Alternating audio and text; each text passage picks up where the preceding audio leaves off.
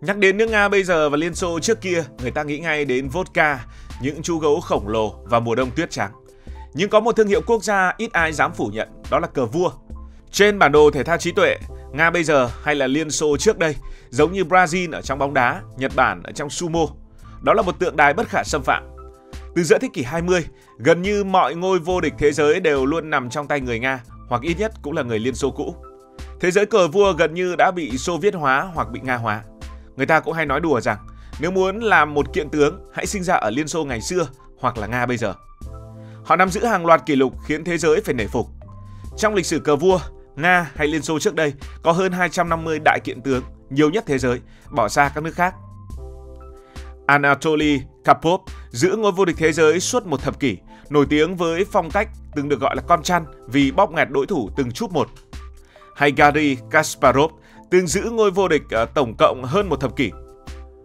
Cũng là một điều khiến cho bất kỳ ai cũng phải nể mặt.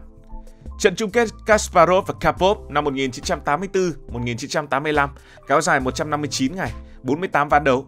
Đó là trận chung kết dài nhất lịch sử cờ vua, khiến Liên đoàn Cờ vua Thế giới phải dừng lại vì quá mệt mỏi. Những kỷ lục này cho thấy người Nga và Liên Xô không chỉ giỏi cờ mà còn biến nó trở thành một đấu trường của chính mình.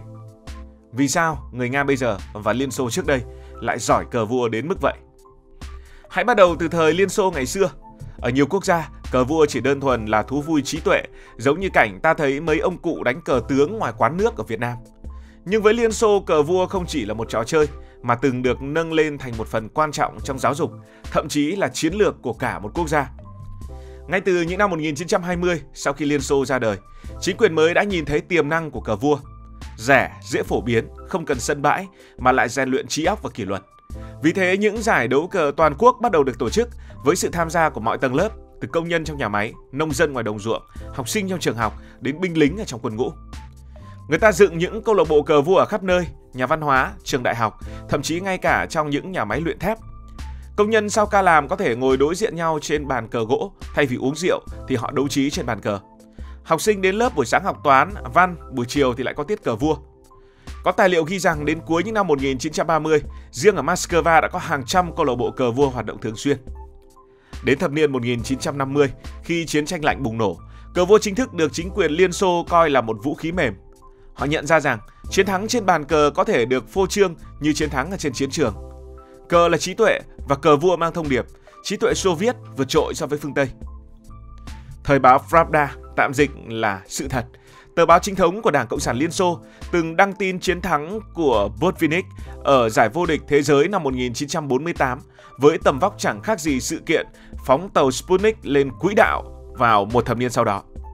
Người ta nhấn mạnh rằng nếu trên trời Liên Xô có thể vượt mặt phương Tây bằng tên lửa, thì trên bàn cờ Liên Xô cũng vượt mặt phương Tây bằng trí tuệ của mình.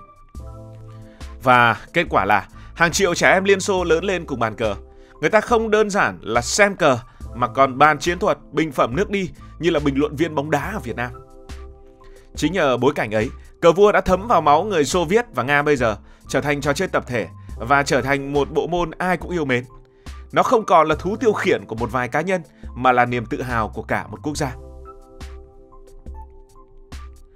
Một bí quyết khiến Nga và Liên Xô trước đây thống trị bàn cờ là hệ thống đào tạo khổng lồ. Liên Xô đã lập Viện Cờ vua Botvinnik ở Moscow, nơi đào tạo hàng ngàn kỳ thủ trẻ. Những hạt giống này được phát hiện từ rất sớm. Nhiều trẻ em mới 6-7 tuổi đã được tuyển chọn vào học viện. Ở đó các em không chỉ học nước cờ mà còn học cách rèn luyện thể lực, trí lực, tâm lý và chiến thuật. Botvinnik, nhà vô địch thế giới 3 lần, được gọi là người cha của trường phái Xô Viết. Ông không chỉ đánh cờ mà còn viết cả giáo trình, dạy học trò phân tích từng thế cờ như những nhà khoa học phân tích công thức toán lý hóa. Rất nhiều huyền thoại sau này như là Karpov, Kasparov đều xuất thân từ lò luyện Botvinnik. Một trong những khoảnh khắc lịch sử khiến cả thế giới phải chú ý đến cờ vua chính là trận chung kết năm 1972 ở Iceland giữa Bobby Fischer, người Mỹ, và Boris Spassky, người Liên Xô. Đây không chỉ là một trận cờ mà là biểu tượng của chiến tranh lạnh. Cả thế giới theo dõi từng ván như theo dõi một trận chung kết World Cup. Khi Fischer thắng và phá vỡ sự thống trị của Liên Xô, người Mỹ coi đó là chiến thắng của ý thức hệ. Nhưng chỉ vài năm sau, Karpov rồi Kasparov đã lấy lại vương miện, chứng minh rằng Liên Xô vẫn là vua của bàn cờ. Trong thế giới cờ vua, Nếu phải chọn ra một cái tên tiêu biểu nhất của Liên Xô trước đây thì đó chắc chắn là Garry Kasparov. Ông không chỉ là nhà vô địch mà còn là biểu tượng của cả một thời kỳ, là người được coi là chơi cờ vĩ đại nhất trong lịch sử loài người. Kasparov sinh năm 1963 tại Baku, Azerbaijan thuộc Liên Xô cũ. Ngay từ nhỏ, cậu bé Garry Kasparov đã bộc lộ thiên năng bẩm sinh. Ở tuổi lên 10, ông được đưa vào học tại trường cờ vua nổi tiếng Botvinnik ở Moscow, nơi được coi là lò sản xuất siêu nhân cờ vua cho Liên Xô. Tại đây, Kasparov không chỉ học nước cờ mà còn được rèn luyện như một vận động viên chuyên nghiệp, thể lực, chiến lược và tâm lý thi đấu. Năm 22 tuổi, Kasparov đã đánh bại Karpov trong trận đấu được cả thế giới theo dõi. Với chiến thắng này, ông trở thành nhà vô địch cờ vua trẻ nhất trong lịch sử, một kỷ lục tồn tại cho đến tận ngày nay. Điều đáng nói, lúc đó Karpov đang là cỗ máy bất khả chiến bại của Liên Xô, người từng khiến cả thế giới khiếp sợ. Vậy mà chàng trai 22 tuổi đã làm được một điều không tưởng, chấm dứt triều đại của Karpov để mở ra kỷ nguyên Kasparov. Trong suốt 20 năm tiếp theo, Kasparov gần như không có đối thủ. Từ năm 86 đến năm 2005, ông giữ ngôi số 1 thế giới liên tục. Đây là kỷ lục mà đến giờ chưa một ai phá được. Dù gặp bất kỳ đối thủ nào, từ những đại kiện tướng Liên Xô cho đến những thần đồng phương Tây, Kasparov luôn thể hiện sự vượt trội của ông. Phong cách của ông là sự kết hợp hoàn hảo giữa trí tuệ và cảm xúc. Kasparov nổi tiếng với lối đánh tấn công dữ dội, sáng tạo, khác hẳn với phong cách phòng thủ lạnh lùng của Karpov. Ông có khả năng tính toán cực nhanh, nhìn trước hàng chục nước đi. Nhiều đối thủ kể lại rằng ngồi đối diện với Kasparov giống như bị quét sạch bởi một cơn bão trí tuệ, một cảm giác vừa choáng ngợp vừa bất lực.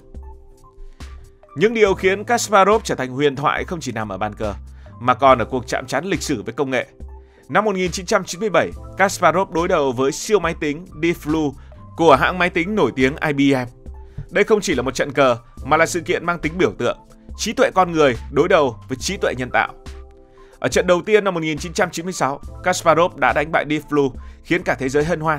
Con người vẫn thông minh hơn máy móc. Nhưng chỉ một năm sau, phiên bản nâng cấp của Deep Blue đã làm điều không tưởng, đánh bại Kasparov sau 6 ván. Đó là lần đầu tiên trong lịch sử một máy tính thắng một nhà vô địch thế giới cờ vua trong một trận đấu tiêu chuẩn.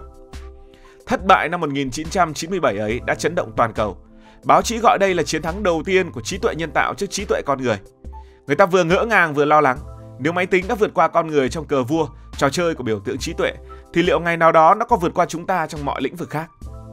Thế nhưng với Kasparov, thất bại này lại củng cố vị thế huyền thoại.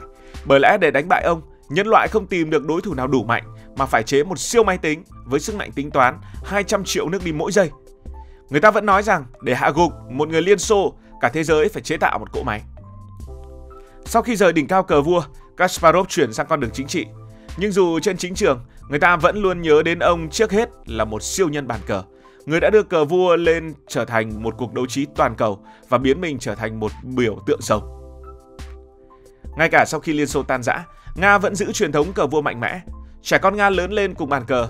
Người già Nga tụ tập đánh cờ ở công viên, trên tay cầm cốc trà nóng. Ở Moscow có cả thư viện, bảo tàng chỉ dành cho cờ vua. Thậm chí nhiều chính trị gia Nga cũng từng là kỳ thủ cừ khôi. Tổng thống Putin từng nhiều lần nhắc đến cờ vua như bài học về chiến lược. Trên bàn cờ, một nước đi sai có thể khiến cả ván thua, và trong chính trị cũng vậy. Tóm lại, Nga giỏi cờ và Liên Xô trước đây giỏi cờ vì nhiều lý do hòa quyện. Đó là lịch sử xem cờ vua là một vũ khí mềm, là văn hóa hợp với trò chơi trí tuệ, là hệ thống đào tạo bài bản, sự hậu thuẫn từ chính quyền và cả những con người phi thường. Cờ vua với Nga, với Liên Xô không chỉ là một trò chơi, mà là biểu tượng của trí tuệ dân tộc, là công cụ chính trị, là niềm tự hào để cả thế giới phải ngước nhìn. Và chính điều đó đã biến họ trở thành kinh đô của cờ vua trong suốt cả một thế kỷ qua. Cảm ơn vì đã quan tâm theo dõi câu chuyện này. Nếu cảm thấy thú vị, bạn có thể nhấn nút đăng ký kênh, bật chuông thông báo và chia sẻ.